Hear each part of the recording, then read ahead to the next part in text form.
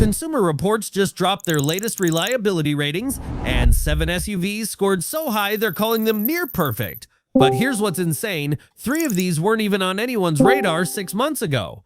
One of them has a hidden engineering secret that's making German automakers lose sleep at night. And the number 1 pick? It's not the SUV you think it is. In fact, most people walk right past it at dealerships without a second glance. Even more shocking, the brand that built it nearly went bankrupt 15 years ago, and now they're embarrassing luxury manufacturers that have been in business for a century. Stay until the end because the final SUV on this list has a feature that mechanics say shouldn't even be possible at this price point. And I'm going to show you exactly why Consumer Reports ranked it above vehicles that cost twice as much. Plus, there's one mistake 80% of buyers make when choosing between these 7, and it's costing them thousands in depreciation and repairs. I'll reveal that mistake right before we get to number 1, and once you know it, you'll never waste money on the wrong SUV again. There's also a pattern hiding in these 7 vehicles that exposes exactly what separates reliable SUVs from the ones that drain your bank account at 60,000 miles. Number 7. The Mazda CX-50. Most people think Mazda can't compete with the big players. They're wrong. Dead wrong. The CX-50 just earned a 91 reliability score from Consumer Reports, and here's the twist. It's built in Alabama, not Japan. But that's not the story. The story is what Mazda did to the engine. They took their SkyActiv technology and added something unexpected, a manufacturing process borrowed from luxury watchmakers. Every engine component is measured to tolerances most automakers don't even attempt. What no one expected? 0. That's the number of catastrophic engine failures reported in the first year. 0 transmission replacements. 0 electrical system meltdowns. In an era where new SUVs are basically computers on wheels that break down like laptops, the CX-50 runs like a mechanical Swiss watch. But here's where it gets interesting. Mazda deliberately kept the tech simple. No massive touchscreen taking over the entire dashboard. No subscription required for remote start. No over-the-air updates that brick your infotainment system. They focused on one thing, making every single component last. And owners are reporting something bizarre. The vehicle actually feels tighter and more solid after 30,000 miles than when they drove it off the lot. Panel gaps stay consistent. Door closes sound the same. Nothing rattles. The interior? That's where Mazda played a different game entirely. While other brands are cramming in cheap plastic and calling it modern minimalism, the CX-50 has materials you'd find in vehicles costing $15,000 more. Real stitching on the dashboard, actual sound dampening in the doors, not just a single foam pad but multiple layers of acoustic material, a cabin so quiet that owners say they can hear their heartbeat at highway speeds. Test drivers reported 68 decibels at 70 mph, which is luxury sedan territory. The all-wheel drive system is where engineering nerds get excited. It's not the basic system that only engages when you're already slipping. This is predictive AWD that reads the road 200 times per second and shifts power before you lose traction.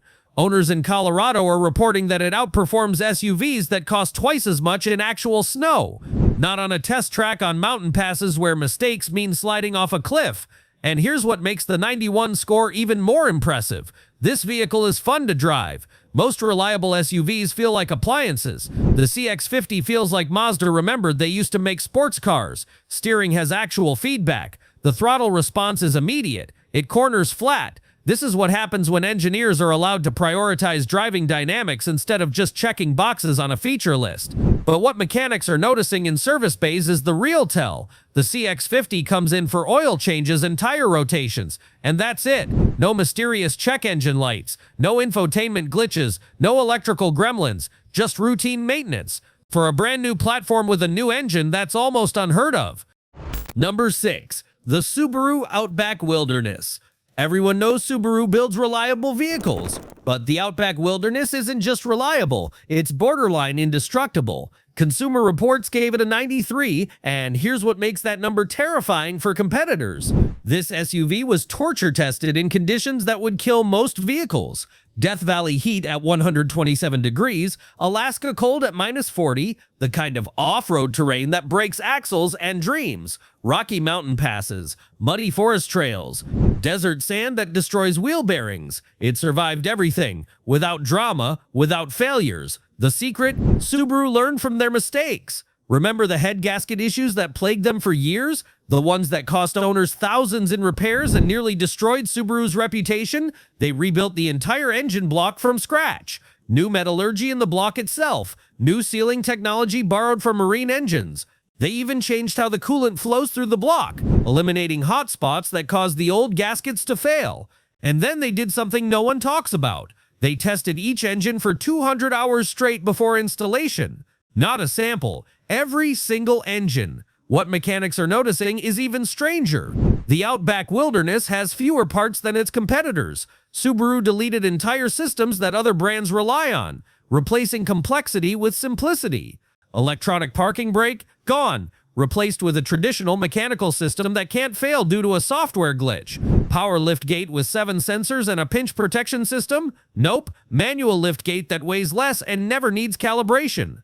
Fewer parts means fewer failures. It's the opposite of how modern vehicles are designed, where manufacturers add complexity to justify higher prices.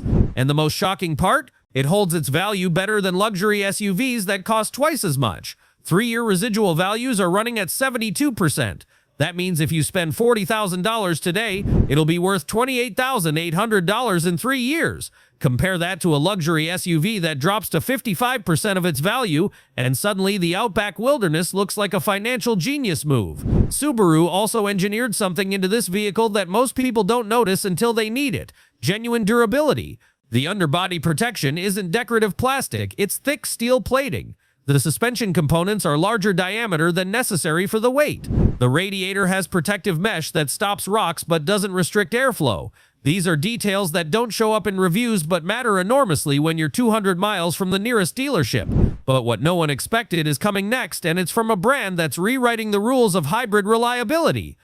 Number 4. The Lexus NX350H. Lexus has always been reliable. It's their brand identity, but the NX350H is operating on a different level entirely. Consumer Reports gave it a 95 parent, a score that's almost unheard of for a first-generation vehicle with this much technology. And here's what makes that score disturbing. This SUV is packed with tech that should be braking constantly. Adaptive suspension that adjusts damping 650 times per second, digital side mirrors that replace traditional glass, a touchpad interface that actually works instead of frustrating drivers, ambient lighting with 64 colors, a heads-up display with navigation arrows. How is this possible? How does a vehicle with this much complexity score higher than simple vehicles with basic technology? Lexus did something radical. They delayed the launch by 11 months. Not because of supply chain issues, not because of design changes, because during pre-production testing, they found 17 different ways the vehicle could fail in the first 50,000 miles. So they redesigned 17 different systems from scratch. The digital mirror controllers, completely re-engineered with redundant processors. The adaptive suspension, new valve design in the dampers. The touchpad, different supplier and new software architecture. The vehicle you can buy today is essentially the second generation of a vehicle that never officially had a first generation. The hybrid system is borrowed from Toyota's industrial equipment division. Not from their vehicle division, from the forklifts and industrial machinery that run 24 hours a day, 7 days a week in warehouses and distribution centers. They took that bulletproof technology that's designed to operate continuously for years without maintenance and adapted it for the NX. The result? A hybrid system that's overbuilt for automotive use. It's like using tank armor to protect a bicycle. The components are rated for loads and duty cycles that a passenger vehicle will never experience. But here's the detail that makes no sense from a marketing perspective. The NX350H is faster than the non-hybrid version. Most hybrids sacrifice performance for efficiency. You accept slower acceleration in exchange for better gas mileage. Not this one. 0 to 60 in 6.8 seconds while returning 39 miles per gallon combined. And owners report that the performance doesn't degrade over time. At 50,000 miles, it's just as quick as day one. The hybrid battery doesn't lose capacity. The electric motor doesn't lose power. It's defying the normal degradation curve that affects all battery-powered systems. What Lexus won't tell you in their marketing, the markup on this vehicle is surprisingly low for a luxury brand. They're practically selling it at cost to gain market share from German competitors. Dealers are frustrated because there's less profit margin. They make more money selling a Toyota Highlander than a Lexus NX. But buyers are getting a luxury hybrid for near mainstream pricing. You're paying $45,000 for a vehicle that feels like it should cost $60,000. The interior is where Lexus makes their statement. The leather isn't the cheap corrected grain leather most manufacturers use. Our semi-aniline leather that costs 3 times as much and actually ages beautifully instead of cracking. The stitching isn't decorative, every seam is functional and reinforced. The plastics on the dashboard aren't plastic at all. They're a composite material that doesn't off-gas in summer heat or become brittle in winter cold. And the maintenance schedule reads like a fantasy. Oil changes every 10,000 miles. Transmission fluid never needs changing. Lifetime fill. Brake pads, owners are reporting 80,000 miles before replacement because the regenerative braking system does 70% of the stopping work. The brake rotors never get hot enough to warp. The pads barely touch the rotors except in emergency stops. But the twist no one saw coming is next, and it involves a 3-row SUV that shouldn't be this reliable. Number 3. The Toyota Highlander Hybrid. 3-row SUVs are reliability nightmares. Everyone in the industry knows this. More weight means more stress on the drivetrain. More passengers means more electrical load. More complexity in the second and third row mechanisms. More failures. It's automotive mathematics. Except the Highlander Hybrid scored a 96 from Consumer Reports, and that number is making every other 3-row manufacturer question their entire engineering philosophy. Toyota's secret? They didn't try to reinvent anything. They didn't chase innovation for innovation's sake. They took technologies proven over millions of miles in the Prius and Camry hybrid systems that have been refined for 2 decades and scaled them up. No experimental systems. No cutting-edge tech that sounds impressive in press releases but fails in driveways. Just proven components assembled with obsessive precision.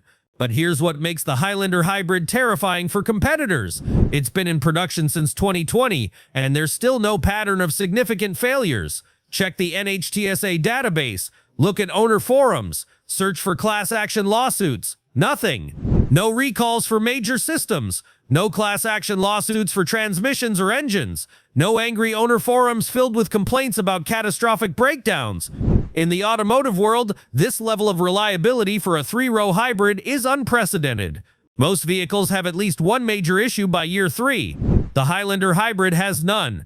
The build quality? There's a reason Toyota's manufacturing plants are studied like religious texts in business schools. Every Highlander Hybrid goes through 847 quality checkpoints before leaving the factory.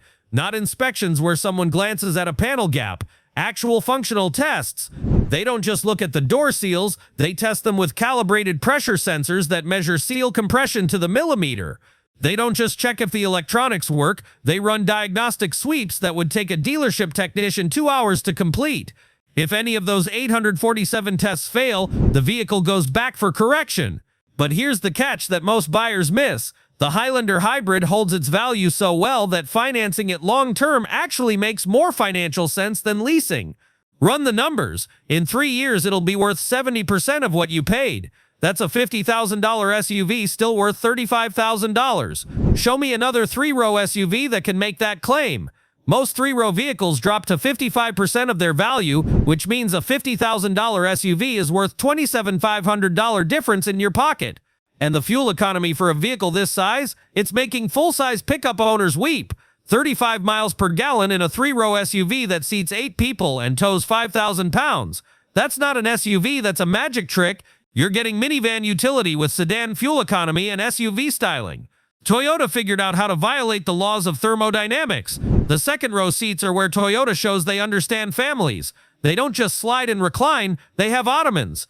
Actual leg rests that extend out. Your kids can sleep comfortably on road trips. Your parents can ride in comfort. These aren't token features, they're genuinely useful additions that make the middle row as comfortable as the front. But what comes next will make you question everything you thought you knew about luxury SUVs and which brands actually deliver quality. Number 2. The Acura MDX. Acura almost died as a brand 5 years ago. Boring designs that look like slightly fancy Hondas. No brand identity. Sales dropping year after year. Industry analysts were writing obituaries. Then they released the new MDX, and suddenly Consumer Reports is giving it a 97. That's a score reserved for vehicles that essentially don't break. And here's what's shocking. The MDX is delivering near Lexus reliability at a price point that undercuts German luxury by $20,000. But here's the secret. Acura doesn't advertise. The MDX shares almost nothing with the Honda Pilot despite being built on the same platform. Different suspension geometry designed for better handling. Different sound insulation. Pounds of extra acoustic material in the doors, floor, and roof. Different electronics architecture with higher quality components. They're cousins that grew up in different countries. The MDX is what Honda would build if they didn't have to hit mainstream price points and could focus purely on quality. What's making mechanics talk is the service intervals. This vehicle asks for so little maintenance that service departments have created special reminder programs because owners literally forget it needs attention. First major service beyond oil changes? 30,000 miles. Most luxury SUVs need transmission services at 15,000, differential fluid changes at 20,000, spark plugs at 25,000. The MDX, oil changes and tire rotations until 30,000 miles. That's it. And the tech? It actually works. Finally, the voice recognition understands normal speech without requiring specific phrases. The navigation system doesn't require a manual to operate. It's genuinely intuitive. The smartphone integration doesn't randomly disconnect when you hit a bump. In a world where automotive technology is usually 5 years behind consumer electronics and filled with bugs, the MDX feels contemporary and polished. But here's what's blowing people's minds: the warranty. Acura is so confident in this vehicle that they extended the powertrain warranty to 6 years or 70,000 miles without being asked. They didn't wait for reliability issues to surface and then offer extensions as damage control. They're practically begging owners to test the limits because they know the MDX will pass every test. And the ride quality? Engineers say the suspension tuning took 2 years to perfect. 2 years for a family SUV. Most manufacturers spend 6 months on suspension tuning. Acura spent 24. The result is a vehicle that rides like a luxury sedan, soaking up bumps without wallowing, but handles like it weighs half as much as it actually does. It's 400 to 500 pounds, but corners like a 3,000-pound sedan. The third row is actually usable. Most 3-row SUVs have a third row that's only suitable for small children or people you don't like. The MDX third row has genuine space. Adults can sit there for more than 20 minutes without their knees hurting. The second row captain's chairs slide forward easily to allow third row access. These are details that matter when you're actually using all 3 rows. But the final one on this list changes everything you think you know about reliability and luxury and value. Number 1. The Mazda CX-90. Mazda, the brand that almost went bankrupt in the 2000s. The brand that was buying engines from Ford just to survive. The brand that most people don't even consider when shopping for luxury SUVs. That Mazda just built the most reliable 3-row luxury SUV on the market. Consumer Reports gave it a 98, and the automotive world is still trying to figure out how this is possible. Here's how. Mazda stopped trying to compete on technology gimmicks and brand prestige and instead focused on perfection of basics. The CX-90 has a naturally aspirated inline-6 engine, a design most brands abandoned years ago because it's expensive to manufacture and doesn't meet modern fuel economy regulations as easily as turbocharged 4-cylinders. But natural aspiration means no turbochargers to fail at 80,000 miles, no intercoolers to develop leaks, no complex boost control systems to malfunction, no direct injection carbon buildup issues, just pistons, valves, and precision machining. The transmission is an 8-speed from ZF, the same supplier that builds transmissions for BMW, Porsche, and Aston Martin. But Mazda did something clever that other manufacturers don't. They detuned it. They're not extracting maximum performance or trying to set acceleration records, they're extracting maximum longevity. This transmission is working at 60% of its rated capacity, which means it'll outlast the vehicle itself. The clutch packs will never wear out, the torque converter will never shudder. It's engineered to handle 600 pound-feet of torque, but only transmits 340 point. That's a massive safety margin. But here's the engineering miracle that makes luxury brand engineers lose sleep. The CX-90 is built on a rear-wheel drive platform with a longitudinal engine layout. That's the same configuration as a BMW X5 or Mercedes GLE, except the CX-90 costs $40,000 less. Mazda is delivering German engineering architecture, the expensive performance-oriented platform layout with Japanese reliability and mainstream pricing. It's the automotive equivalent of finding a Rolex being sold for the price of a Timex. This shouldn't exist, the business case doesn't make sense, but Mazda built it anyway. The interior is where Mazda made their definitive statement. Genuine maplewood trim sourced from sustainable forests in Japan. Nappa leather on the seats, the same grade of leather used in Bentleys. Sound insulation so extensive that at 70 mph on the highway, the interior measures 63 decibels, quieter than many luxury sedans, and quieter than a normal conversation. They benchmarked the Audi Q7 and the Volvo XC90, then built something that matches them in every measurable way while costing thousands less. What Consumer Reports found in their long-term testing is what makes that 98 score make sense. Nothing broke. Not minor things, not major things. Nothing. The CX-90 crossed 30,000 test miles without a single unscheduled service visit. No warning lights illuminating the dashboard. No weird noises developing from the suspension. No electrical gremlins. No infotainment glitches. No issues whatsoever. For a brand new vehicle with an entirely new platform and powertrain, that's unheard of. Most new platforms have teething issues for the first 2 years. The CX-90 launched perfect. And here's what Mazda won't say in their marketing because it sounds arrogant. They over-engineered this vehicle intentionally. The chassis is rated for structural forces it'll never experience on public roads. It's engineered to handle loads that would require jumping the vehicle off cliffs. The cooling system can handle ambient temperatures this SUV will never see unless you're driving across the Sahara Desert. The brake system is rated for repeated panic stops that would only happen on a racetrack. Every component has margins built in that make normal use feel like gentle exercise. This vehicle isn't working hard, it's barely breaking a sweat. The suspension uses a multi-link design at all 4 corners. That's expensive. Most SUVs in this price range use a simple twist beam or semi-independent rear suspension because it's cheaper. Mazda spent the money on a proper multi-link setup because it handles better and lasts longer. The bushings are larger, the control arms are forged instead of stamped. These are details that cost money but deliver longevity.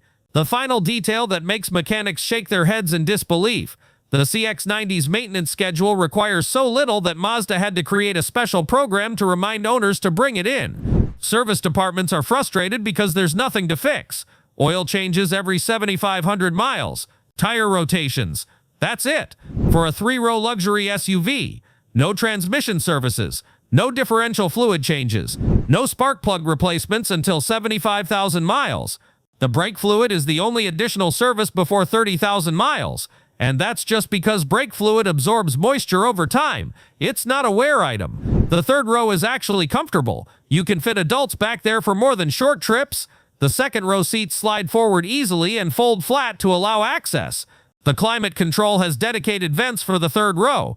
These seem like small details, but they're what separate a 3-row SUV that's actually useful from one that just has 3 rows as a checkbox feature. Here's the mistake 80% of buyers make. They shop for SUVs based on brand prestige or technology features instead of fundamental engineering quality. They buy the BMW because of the badge. They buy the Mercedes because their neighbor has one. They buy the Audi because the dealer offered a good lease deal. Then at 60,000 miles, they're facing $8,000 in repairs for a failed turbocharger or transmission. The CX-90 will still be running perfectly, still be tight and solid, still be reliable at 150,000 miles because Mazda engineered it that way from the beginning. These 7 SUVs prove that reliability isn't luck, it's engineered. It's the result of companies that prioritize longevity over quarterly profits, function over flashiness, and precision over gimmicks. It's companies that test obsessively, that over-engineer components, that use proven technology instead of chasing innovation for its own sake. If you're in the market for an SUV that'll still be running perfectly when you're making the final payment and will still have strong resale value when you're ready to upgrade, these are your choices. Consumer Reports has done the testing. They've tracked reliability data across hundreds of thousands of vehicles. The data is in. The results are clear. Now you know which ones will last and which ones will drain your bank account. Hit that like button if this helped you dodge a bad purchase, and subscribe because I'm breaking down reliability data on every new vehicle release. The automotive industry doesn't want you to know which vehicles actually last. They want you buying new cars every 3 years. But I'm going to keep telling you the truth anyway. Drop a comment and let me know which of these 7 surprised you most.